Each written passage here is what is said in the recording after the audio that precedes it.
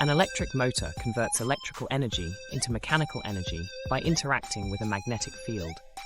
The stator, a stationary part, produces a magnetic field when an electrical current passes through it. The rotor, the rotating part of the motor, experiences the magnetic force generated by the stator. In some DC motors, the commutator is a rotary switch that reverses the direction of the current in the rotor windings. Brushes in DC motors maintain electrical contact with the commutator, allowing the current to flow into the rotor. Bearings support components that allow the rotor to rotate smoothly within the stator, reducing friction.